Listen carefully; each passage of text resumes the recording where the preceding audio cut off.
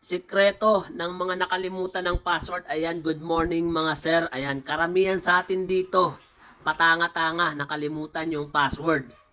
So, hindi ko naman nila lahat hindi ko nila lahat na patanga-tanga sa password, pero kasama ka dito. So, ito na mga sir, ituturo ko sa inyo yung sikreto nito mga sir. So, ayan, mayroong password. Instead na dalhin nyo siya sa mga cellphone repair shop, ipapaprogram. Pues subukan nyo itong gagawin natin mga sir, ano. Kumuha lang ka ng mga matutulis na bagay, kagaya ng karayom, perdible, o yan, kagaya ng needle ng pang-injection, yung syringe. So, hahanapin natin yung secret button.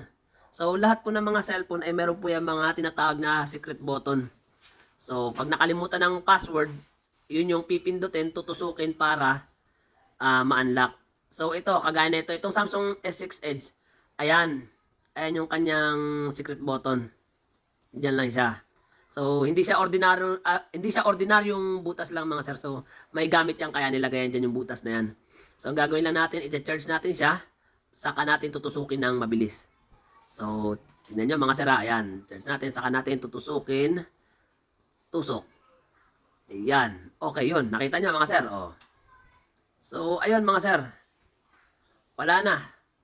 Na-bypass na yung password mga sir. Hindi pa siya natatanggal pero pwede nyo nang tanggalin. So, ayun mga sir, sana nakatulong sa inyo. Share nyo rin sa iba para makatulong din sa iba. At saka huwag nyo kalimutang i-follow yung page natin para marami pa kayong matutulong. So, hanggang dito na lang. Bye-bye!